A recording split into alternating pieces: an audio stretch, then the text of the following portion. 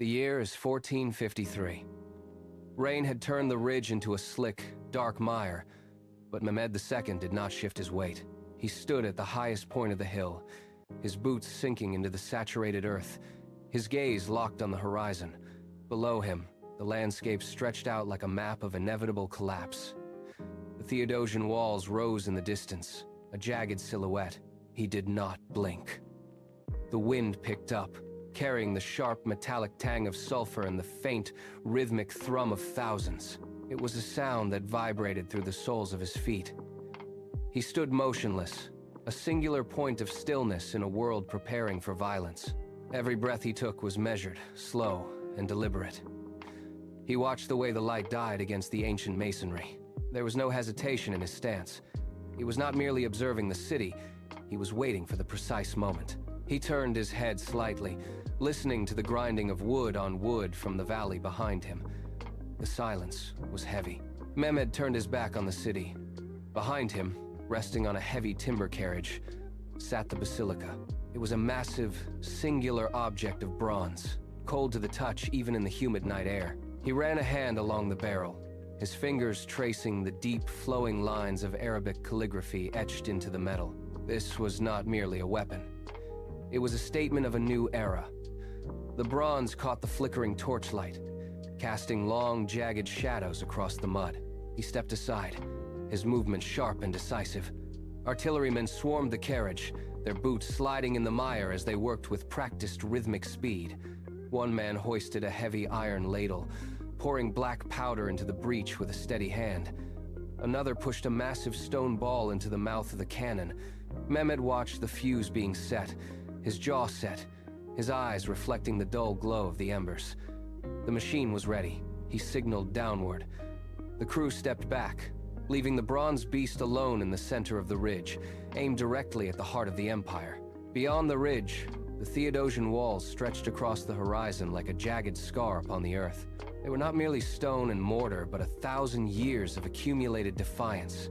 The triple-layered fortifications rose tier upon tier, their massive towers looming over the dark, stagnant water of the outer moats. Mehmed watched the way the moonlight caught the jagged edges of the parapets, highlighting the sheer scale of the barrier. Each block of limestone had been placed with a purpose, a testament to an empire that had long considered itself untouchable. The silence emanating from the city was heavy, broken only by the occasional flicker of a torch along the battlements. Down in the gaps between the towers, the shadows were deep enough to swallow an army. The walls stood as a silent witness to the history they had guarded, now facing an ultimate, singular test. Mehmed leaned forward, his palm pressing flat against the cold, unyielding surface of the bronze barrel. The metal was slick with the dampness of the night, absorbing the heat of his skin. He did not blink. His gaze remained locked on the distant, jagged silhouette of the Theodosian walls, measuring the distance, calculating the trajectory, and waiting for the wind to settle. The ridge was unnaturally quiet. Even the soldiers had pulled back, their breathing shallow and rhythmic, their eyes fixed on the Sultan. He felt the vibration of the earth beneath his boots, a faint, rhythmic pulse that seemed to mirror the heartbeat of the city below. He tightened his grip on the cannon, feeling the weight. The air grew thin, charged with the static of impending violence. He stood motionless, a singular point of focus in the vast, dark landscape. He drew a sharp breath, and then, with a single, sharp, downward motion of his hand, he broke the stillness. The command was given. The signal hit the crew like a physical blow. Instantly, the ridge erupted into a controlled, frantic chaos. Artillerymen moved with the precision of a clockwork machine, their boots sliding in the loose dirt as they swarmed the massive bronze barrel. One man gripped the heavy leather bag, his knuckles white, and hoisted it toward the gaping mouth of the breach. He did not hesitate. He tilted the bag, and the coarse, black powder cascaded into the dark iron throat, a gritty, dry sound that cut through the night air. Another soldier followed, his hands steady despite the sweat dripping from his brow, using a long wooden rod to clear the path. They worked in a tight, overlapping rhythm, each movement feeding into the next. There was no wasted motion, no hesitation, only the sharp, metallic clatter of tools and the heavy, rhythmic breathing of men under immense pressure. The scent of sulfur began to thicken. They pushed, they shoved, and they packed the powder deep into the chamber, their faces illuminated by the erratic, orange glow of nearby torches. The stone ball arrived on a wooden sled, its surface rough and pitted. 4 men gripped the cold, heavy sphere, their fingers digging into the natural depressions of the rock. They heaved in unison, their boots sliding backward in the mud, as they fought to lift the massive weight toward the open breach. The stones scraped against the bronze rim, a harsh, grinding sound that set teeth on edge. They pushed, their muscles corded and straining, until the ball cleared the lip and rolled into the dark chamber. With a heavy, hollow thud, it settled deep inside, a final, immovable weight. The master gunner stepped forward, his face tight with focus. He gripped the thick, iron-tipped ramrod, its wood polished smooth by years of use. He slid the rod into the barrel, the metal tip clinking against the stone. With a sharp, rhythmic shout, the men threw their combined weight behind the shaft. They drove the ramrod forward in one long, brutal motion. The stone ball shifted, sliding deeper into the breach, compressing the powder charge. The impact resonated through the entire carriage, a dull, heavy boom. The crew scrambled back, their boots crunching on the gravel as they cleared the path of the massive bronze barrel. The silence on the ridge was absolute, save for the distant, rhythmic chanting of the camp below. The master gunner stepped forward, his movements deliberate and slow. He held a long, thin stick tipped with a smoldering, glowing coal. His eyes were locked onto the small, dark aperture at the rear of the cannon. He did not rush. He reached out, his hand steady despite the tremors of the earth, and brought the glowing tip toward the end of the fuse. The dry, braided cord caught the heat instantly. A tiny, bright spark flared to life, a pinprick of orange against the deep, bruised purple of the night sky. The fuse began to hiss, a thin, serpentine sound that seemed to cut through the heavy air. The spark traveled with agonizing slowness, inching its way along the length of the cord. The fire reached the final turn, the glow intensifying as it neared the hidden powder, the moment of destruction now inevitable. The spark vanished into the vent. For a heartbeat, the world held its breath. Then, the interior of the cannon erupted. A blinding, white-hot plume of fire blasted from the muzzle, tearing through the night with a roar that shattered the silence of the hills. The massive bronze barrel bucked, sliding back against its timber carriage with a violent, bone-jarring thud that sent splinters flying into the mud. The air turned instantly thick with acrid, sulfurous smoke, stinging the eyes and clogging the lungs. Through the haze, the stone projectile screamed toward the horizon, a dark, unstoppable force cutting through the gloom. It struck the Theodosian walls with a sound like a mountain breaking. Stone shattered against stone. A massive section of the ancient masonry, once thought impenetrable, disintegrated into a towering cloud of dust and debris. The impact sent tremors rippling through the ground, vibrating up through the boots of the men on the ridge. The dust billowed outward, obscuring the breach, but the jagged gap in the wall stood clear in the moonlight. The city's defenses had been compromised.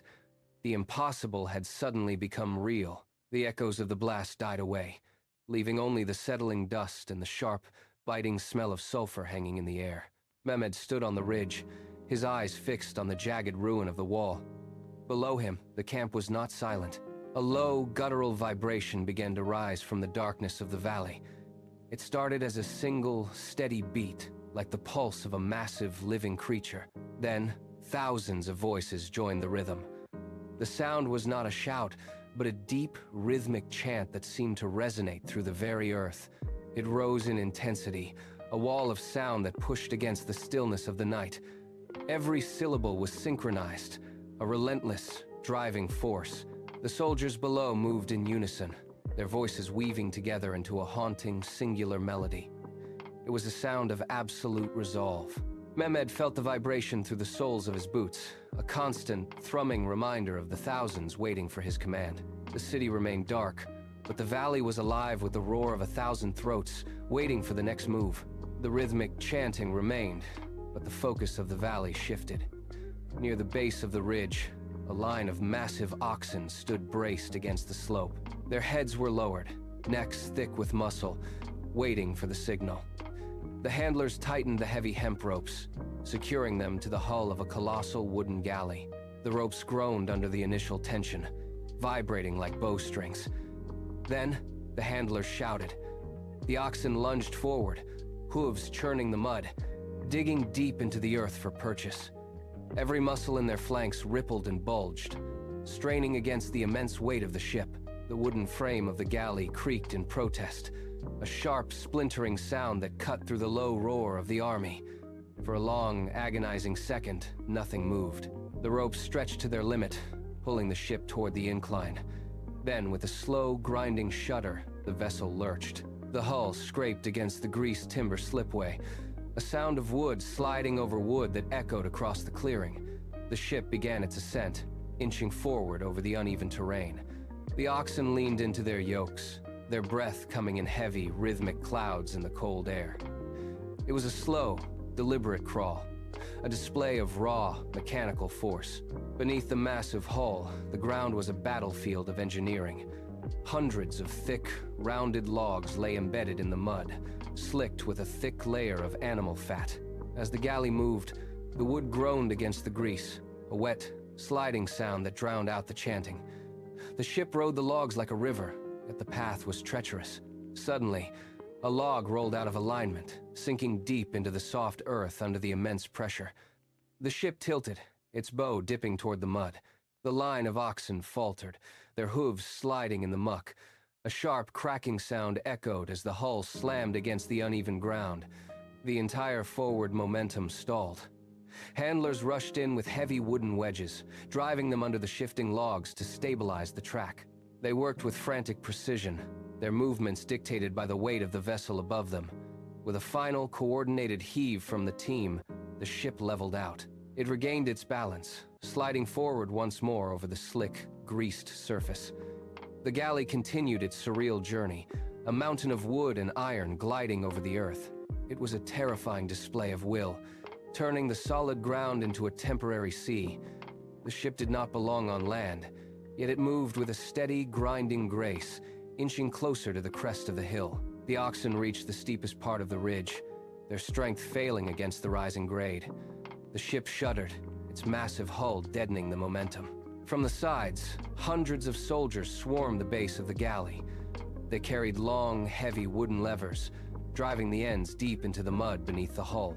They threw their weight against the wood, groaning in unison as they fought the gravity of the hill. The torchlight flickered against the hull, catching the salt and grease on their faces. Sweat poured in rivulets, carving clean lines through the grime of the march. Every man was a pivot point, his muscles locked and trembling under the immense, shifting load. The levers groaned, the wood bending near the breaking point. They did not stop. They braced their feet, pushing until their veins stood out and their breath came in ragged, wet gasps. The ship moved an inch, then another. The sound of the hull grinding against the logs was replaced by the rhythmic thud of feet digging into the earth and the sharp, metallic clatter of tools. They were the engine now, a wall of human force pressing against the impossible. The galley rose, tilting precariously as they strained to keep it level. They were slick with the effort, their skin glistening in the firelight, driven by the singular, crushing demand of the ascent.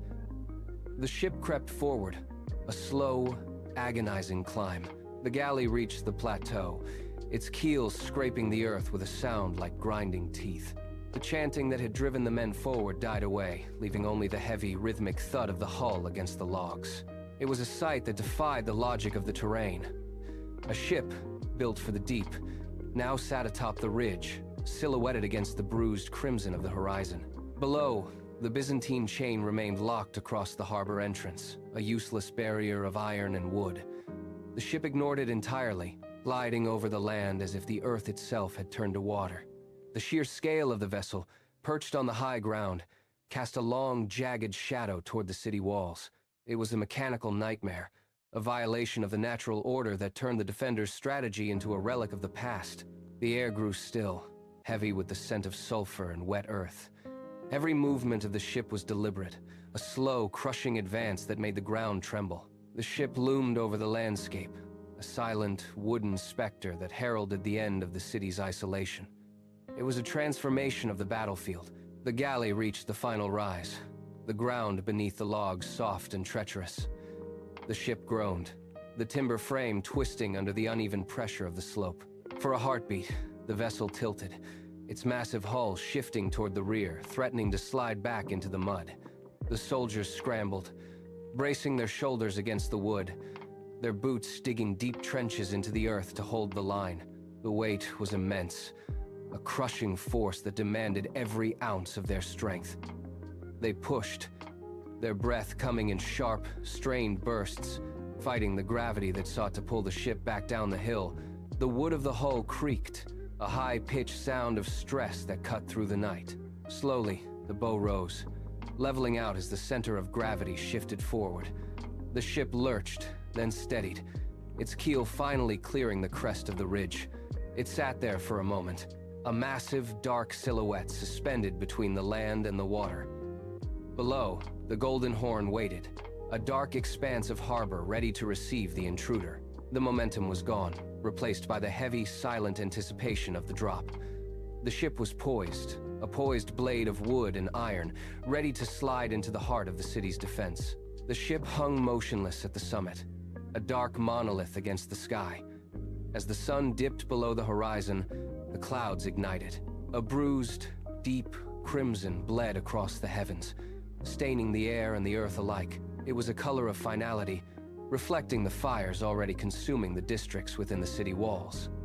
From this vantage point, the city was no longer a fortress, but a basin of flickering embers. The smoke rising from the burning structures merged with the twilight, creating a thick, hazy veil that obscured the streets. Every flicker of flame inside the walls mirrored the dying light above, as if the city itself were bleeding into the sky. The silence of the plateau was absolute, broken only by the distant, rhythmic crackle of wood being consumed by fire. The defenders watched from the ramparts, their faces illuminated by the same harsh, red glow that signaled their isolation. There was no escape from this light. It reached into every alley, every courtyard, and every home, marking the boundaries of a closing trap. The horizon provided no hope, only the cold confirmation of an empire in its final gasping breath. Mehmet stood at the edge of the ridge, his boots anchored in the churned earth. The air was thick, heavy with the smell of sulfur and the distant, low-frequency hum of the siege. He reached for the hilt at his side. The metal was cold, a stark contrast to the heat radiating from the fires below. With a single, fluid motion, he pulled the blade from its scabbard. The steel cleared the leather with a sharp, metallic ring. As the sword came into the open, it caught the last, dying orange light of the sunset. The blade flared, a streak of brilliant, burning color. He held the weapon steady, the weight of the steel balanced perfectly in his grip. The light danced along the edge. His gaze remained locked on the city, the sword acting as a physical extension of his will. The steel glowed, a silent, sharp vow. The city waited in the dark, unaware that the final signal had already been given. The vow was made. The camp behind him ceased to exist. The shouting of the artillerymen, the grinding of the wooden rollers on the slipway, and the rhythmic chanting of the thousands faded into a dull, rhythmic thrum that no longer demanded his attention. Mehmet pivoted on his heel. He turned his back on the machine of war he had built, leaving the noise and the smoke to the shadows. His entire world narrowed to the jagged silhouette of the city walls against the bruised, darkening sky. He did not look back to check the progress of the ships or the aim of the cannons. Those were already set in motion, governed by the momentum of his command.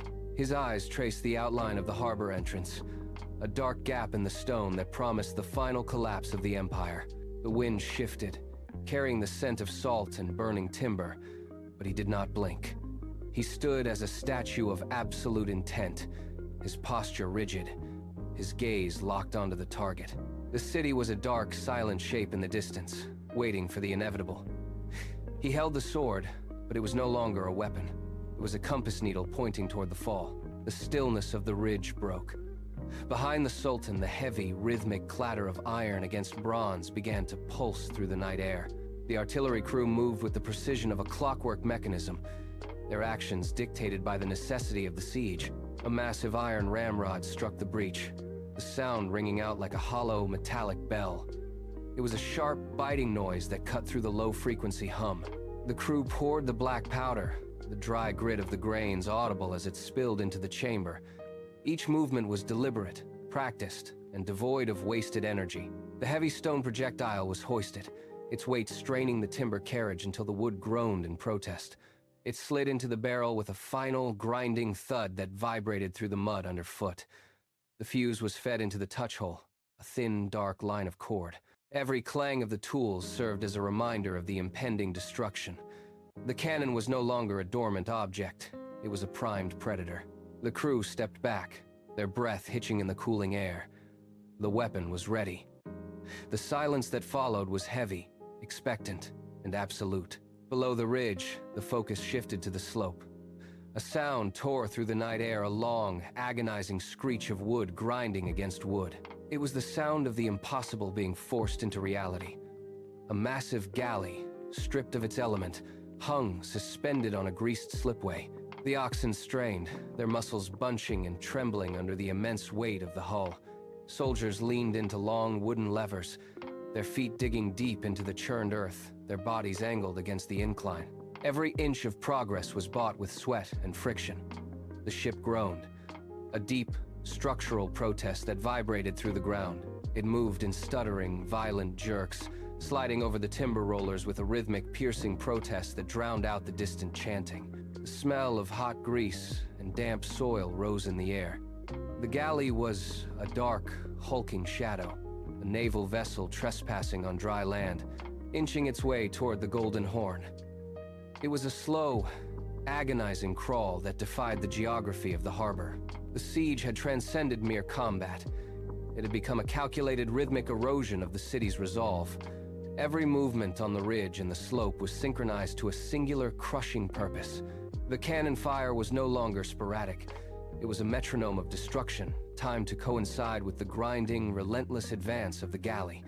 Inside the walls, the defenders could hear the dual threat. The thunder of the stone projectiles and the screeching, unnatural progress of the ship across the land.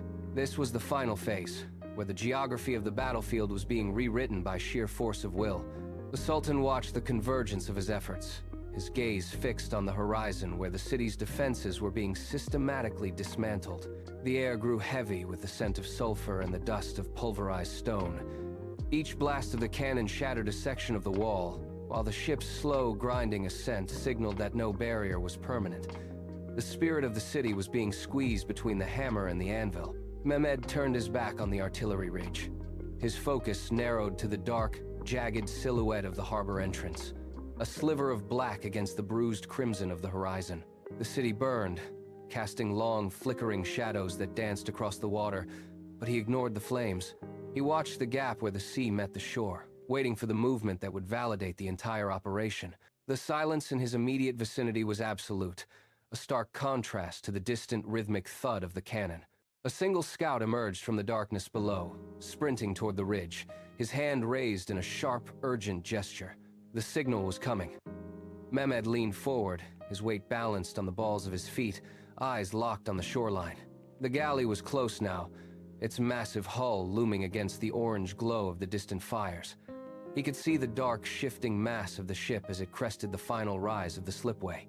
Every second stretched, the air vibrating with the anticipation of the final descent. The ship teetered on the edge of the incline, a mountain of wood and iron poised to reclaim its element. He did not blink. He waited for the sound of the hull hitting the water, the final, inevitable splash that would signal the end of the harbor's protection. The sky above the ridge vanished, replaced by a churning yellow-gray shroud. Each detonation of the great cannon did not just shatter the walls. It vomited thick, acrid plumes of smoke that refused to dissipate in the stagnant night air. The smell of sulfur became a physical weight, coating the back of the throat and stinging the eyes with every breath. Artillerymen moved like ghosts, their forms blurred by the thickening haze, their hands slick with sweat and black powder residue. The rhythmic, mechanical precision of the crew began to falter as the air grew thin, replaced by the choking bite of burning chemicals. They worked by memory alone, feeling for the cold iron of the breach and the rough texture of the stone projectiles. The sound of the bombardment changed, muffled by the density of the suspended dust, turning the thunderous roars into deep, vibrating thuds that rattled the teeth. Visibility dropped to mere inches, isolating every man in his own private pocket of suffocating darkness. The ridge was no longer a vantage point. It was a furnace of gas and debris. Mehmet stood within the center of the cloud, his breath shallow, his senses entirely consumed by the taste of ash. Mehmet reached out, his hand finding the rough, heat-warped wood of the cannon carriage. The smoke swirled around him, thick and heavy, but he did not retreat. He drew a sharp, steady breath, ignoring the sting of sulfur in his lungs. He raised his arm, a single, decisive motion that cut through the gloom. The crew, huddled in the darkness, reacted instantly to the shift in his posture. They moved with a frantic, desperate rhythm, clearing the breach and shoving the stone projectile into the iron throat of the weapon. Mehmet leaned in, his eyes fixed on the target, his voice low and calm as he gave the final order. The fuse hissed, a sharp, angry sound that cut through the low rumble of the distant city. Then, the world ignited. A blinding flash of white light tore through the yellow haze, followed by a shockwave that slammed into the ridge. The cannon recoiled, the massive timber frame digging deep into the mud. A plume of fire erupted, wider and more violent than any before, casting a harsh, flickering glow over the entire battlefield. The projectile screamed through the night, the sound of stone meeting stone with enough force to collapse the ancient masonry. The city walls buckled, a massive section sliding into the dust. The ground did not simply vibrate, it heaved. Beneath the heavy timber carriage, the earth turned to liquid, churning under the relentless force of the repeated impacts. Every muscle in the legs of the artillerymen locked as they fought to maintain their footing on the shifting slope. The ridge, once a solid vantage point, groaned under the weight of the massive bronze barrel. Deep, jagged cracks snaked through the mud, spider webbing outward from the cannon's base as the very foundations of the hill began to settle. A low, guttural rumble rose from the deep earth, a sound distinct from the roar of the fire, vibrating through the soles of boots and into the marrow of bone.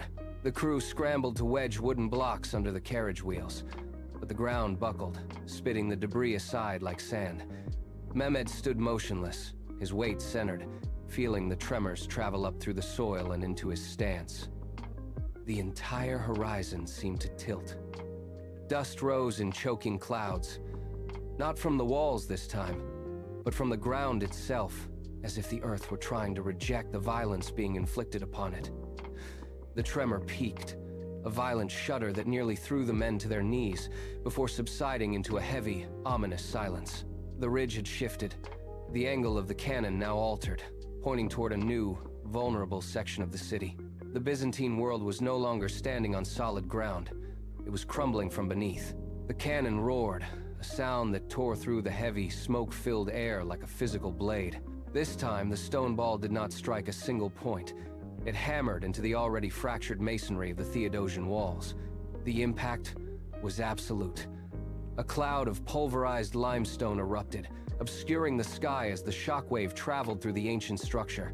Then, the sound of grinding stone dominated the night. Where the wall had once stood as an impenetrable barrier, the masonry began to buckle and slide. A massive section, weakened by the relentless tremors, sheared away from the main structure and plummeted into the moat. The collapse triggered a chain reaction. To the left, another section groaned, its foundations failing under the shifting weight of the ramparts. A third breach opened, a jagged, gaping wound. Mehmet watched as the silhouette of the city was carved open, the once solid line of the walls now broken into jagged, uneven teeth. The path into the heart of the empire lay exposed, marked by the dust of 1,000 years of history turning to rubble. The roar of the collapsing masonry died away, leaving a silence so heavy it felt like a physical weight. Across the ruins, the fires within the city flickered, casting long, erratic shadows against the broken stone. Inside the walls, the movement of thousands had ceased. There were no shouts, no frantic orders, no rhythmic drumbeats of defense. The city was paralyzed. A thick, sulfurous haze drifted through the breaches, settling into the streets like a shroud. In the squares, torches were left to burn down to embers, their light failing as the oil ran dry. Every alleyway, once a vein of life, became a dead end. The people huddled in the dark, their breath hitching in the stagnant air, waiting for the inevitable surge of steel that would follow the dust. The structural integrity of the empire had been replaced by a hollow, echoing void. No one moved. No one spoke. The city was no longer a fortress. It was a tomb, waiting for the lid to close. The walls were gone, and the dark was all that remained. Mehmet remained on the crest, a singular point of stillness in a landscape defined by motion and collapse. The smoke from the final breach drifted past him, yet he did not flinch, nor did he turn toward the fires consuming the city below. His weight was balanced, his feet rooted in the churned earth, his hands resting on the cold, vibrating metal of the cannon. He watched the horizon, where the first gray light of dawn began to bleed into the bruised crimson of the night sky. The screams and the grinding of stone were distant echoes now, irrelevant to the geometry of his intent. He stood as a pillar, his gaze fixed on the space where the old world ended and his own began. There was no triumph in his stance, only the cold, calculated patience. He ignored the soldiers scrambling in the dark, the movement of the galleys, and the dying embers of the walls. Every breath he took was measured. He saw the city not as a ruin, but as the foundation for the structure he would build upon its ashes. He stood at the edge of history, waiting for the sun to rise. The fires within the city walls surged, casting a relentless, flickering orange glow that climbed the smoke-choked sky. Mehmet stood motionless, his eyes fixed on the inferno below. The heat from the burning structures radiated upward, yet he did not shift his stance. In the stillness of his gaze, the chaotic flames of the city were captured and held, reflecting as twin points of light in his pupils. The boundary between the man and the ruin blurred. He watched the final collapse of the towers, the stone yielding to the relentless pressure of time and steel. There was no sound now, only the low, rhythmic crackle of timber and the distant, hollow thud of falling masonry. The horizon darkened, the crimson light bleeding out into a deep, bruised violet. He did not blink. He stood as a witness to the transition, the old world dissolving into the smoke of his own making. The light in his eyes remained steady and unyielding, even as the world around him began to dim. The fires flickered, pulsed, and slowly receded, leaving the landscape to the encroaching shadows. The city, once a bastion of an ancient empire, slipped into the dark, its history folding into the silence of the night. The reflection in his eyes held for a heartbeat longer, then faded into the void. The siege was over. The era had turned.